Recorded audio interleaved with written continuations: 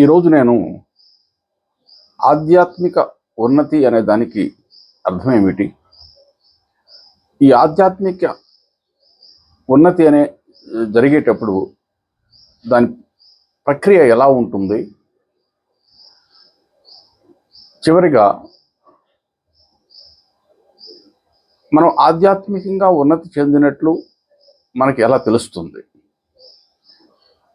ఈ విషయం మీదే దృష్టి పెట్టి మీకు వీలైనంత సరళంగా చెప్పడానికి ప్రయత్నం చేస్తాను.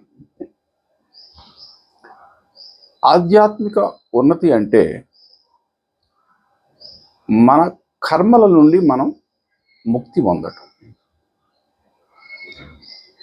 కర్మలు క్షయం అయ్యే కొద్దీ మానవుని యొక్క ఆధ్యాత్మిక ఉన్నతి జరుగుతుంది. అంటే ఒకరు ఎంత ఎక్కువగా కర్మలు మూటగొట్టుకొని ఉన్నారనుకోండి, అంతగా ఆధ్యాత్మికంగా దిగజారి ఉన్నారని అర్థం. కర్మలు ఎంత తక్కువగా మిగిలి ఉంటే ఆధ్యాత్మికంగా అంత ఉన్నతి చెందినట్టు అని అర్థం. మీకు ఒక ఉదాహరణ ఇస్తాను, దాన్ని బట్టి మీకు ఇంకా సులభంగా అర్థమవుతుంది. ఇద్దరు వ్యక్తులు ఉన్నారు. ఒక అతని బ్యాంక్ అకౌంట్లో 10 కోట్ల రూపాయల డబ్బు ఉంటుంది, కానీ అతనికి 20 కోట్ల అప్పులు ఉంటాయి. రెండో వ్యక్తికి బ్యాంక్ అకౌంట్లో 10 లక్షలు మాత్రమే ఉన్నాయి, కానీ అతనికి ఏ అప్పు లేదు. ఆ ఇద్దరిలో ఎవరిని మీరు ధనవంతుడు అని చెప్తారు? 10 లక్షలు ఉన్న వ్యక్తే కదా అసలైన ధనవంతుడు. కానీ బయటికి చూసే వాళ్ళకి బ్యాంక్ అకౌంట్లో 10 కోట్ల రూపాయలు ఉన్న వ్యక్తి ధనవంతుడిగా కనిపిస్తాడు. అంటే అది నిజం కాదు, చూసే వాళ్ళకి మాత్రమే అలా కనిపిస్తున్నాడు. వాస్తవానికి 10 లక్షలు ఉన్న వ్యక్తే ధనవంతుడు. అదేవిధంగా మనం ఆధ్యాత్మిక ఉన్నతి అనే విషయం గురించి చర్చించినప్పుడు ఎవరు ఎంతగా కర్మల్లో కూరుకుపోయి ఉంటారో వాళ్ళు అంతగా ఆధ్యాత్మికంగా దిగజారి ఉన్నారు అని అర్థం. ఇప్పుడు ఈ కర్మలు తొలగిపోయి ఒక వ్యక్తి ఆధ్యాత్మికంగా ఉన్నతి చెందుతున్నారు అంటే దాంట్లో జరిగే ప్రక్రియ అనేది ఏమిటి? ప్రతి మనిషిలో ఆత్మ విరాజమానమై ఉన్నదని విషయం మీ అందరికీ తెలిసిందే. ఈ ఆత్మ తనకై తను చూసుకోలేదు. తనకై తను చూసుకోవాలంటే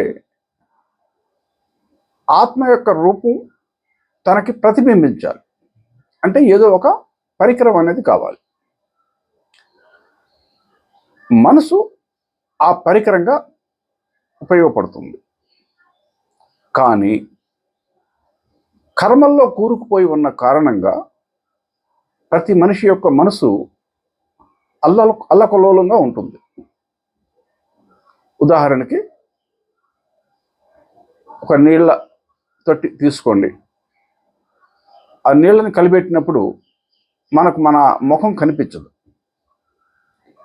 కొంచెం సమయం గడిచిన తర్వాత ఆ నీళ్ళ మీద తేలే అలలు సద్దుమణిగినప్పుడు మన ముఖం మనం చూసుకోగలం. అదేవిధంగా కర్మలు తొలగిపోయే కొద్దీ మనిషి యొక్క మనసు ప్రశాంతంగా మారుతూ మొదలవుతుంది. ఆ ప్రశాంతమైన మనసులో ఆత్మ తన రూపాన్ని తను చూసుకోవటం జరుగుతుంది. అంటే ఇది ఒక్కసారిగా జరగదు. కర్మలు కాలిపోయే కొద్దీ మనిషి ప్రశాంతంగా మారాలి అంటే చాలా సమయం పడుతుందనే విషయం మీకు తెలుసు. కొంచెం మనసు ప్రశాంత స్థితికి చేరే కొద్దీ ఆత్మకి తన యొక్క వెలుగు ప్రతిబింబించడం మొదలవుతుంది.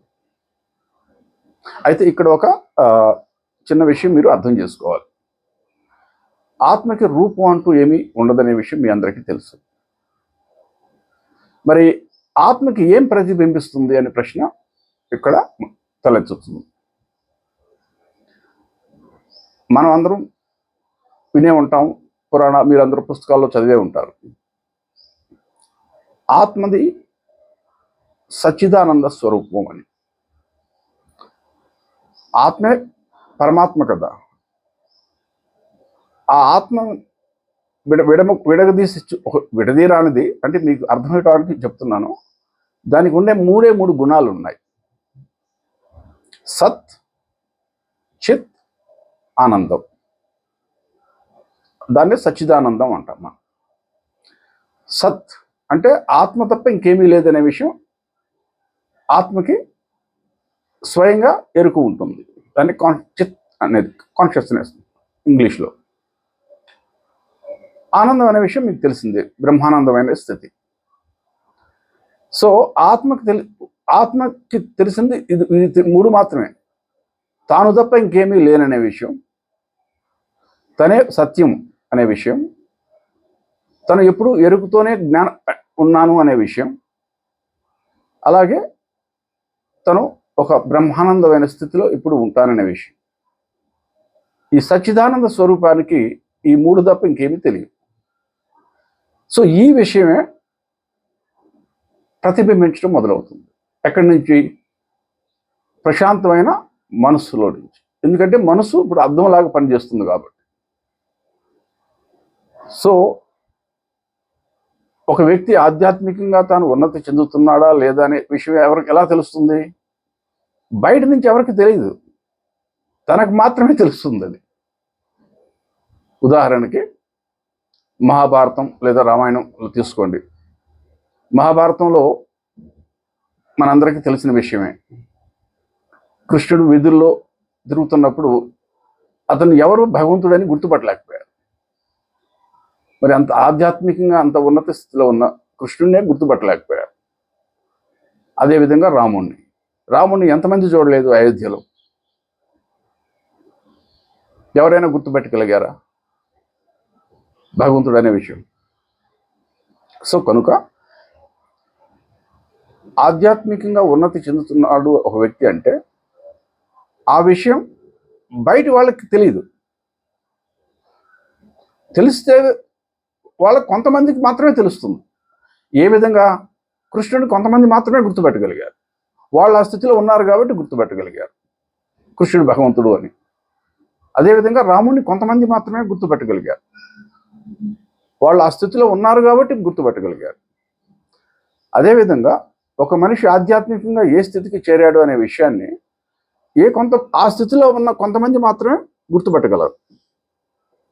అంతకు మినహాయించి ఏ వ్యక్తి అయితే తన పరిణామం చెందుతున్నాడో ఆ వ్యక్తికి ఎలాగో తెలుస్తుంది. ఇది ఆధ్యాత్మికంలో ఉన్నటువంటి రహస్యం అనుకోండి, లేదా ఒక సారాంశం అనుకోండి. ఆధ్యాత్మిక యాత్ర అనేది చివరికి ప్రతి మనిషికి ఆఖరికి చేయవలసిందే. మనిషి యొక్క విధిరాత ఆధ్యాత్మికమే. అది ఎప్పుడో ఇదో ఒకనాడు అది అర్థం చేసుకొని తెలుసుకున్నాడు, అతని యొక్క ఆధ్యాత్మిక ప్రయాణం మొదలవుతుంది.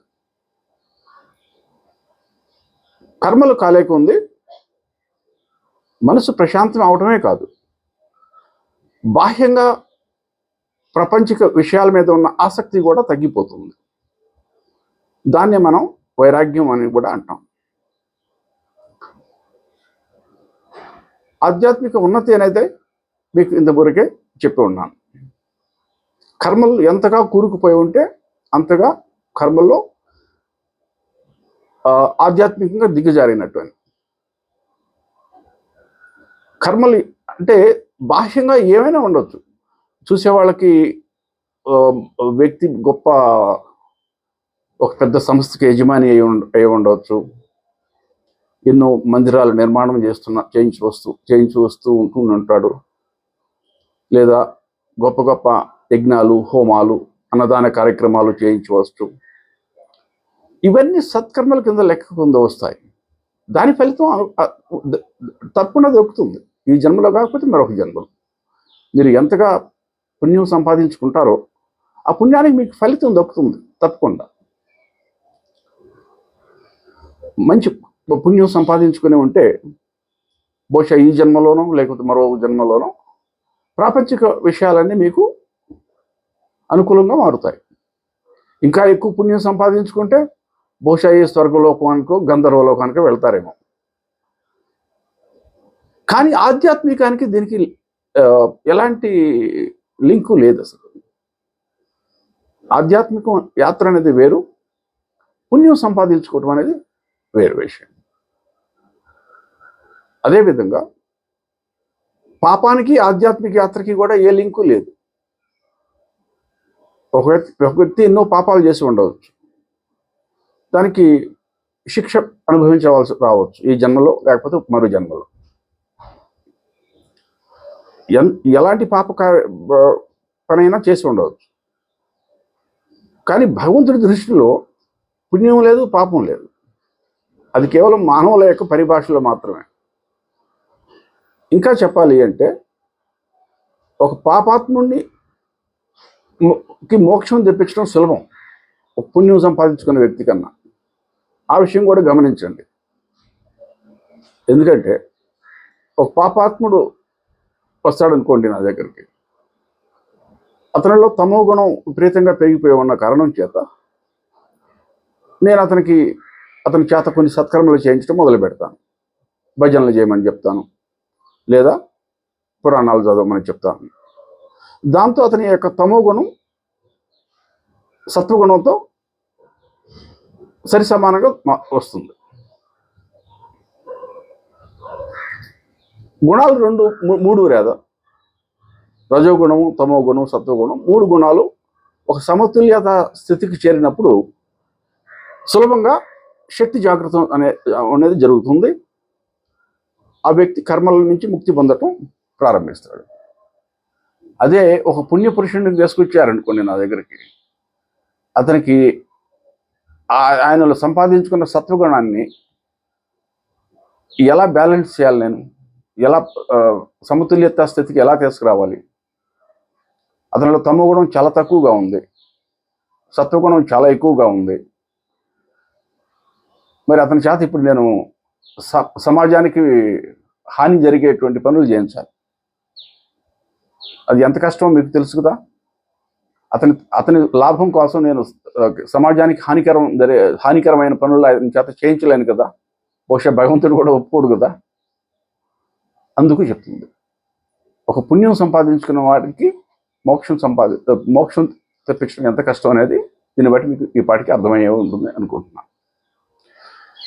ఈ రోజుకి ఇంతవరకే చెప్తున్నాను. మరొక రోజు మిగతా విషయాల గురించి, మరొక విషయం గురించి మీకు యూట్యూబ్లో అప్లోడ్ చేస్తాను. God bless you all.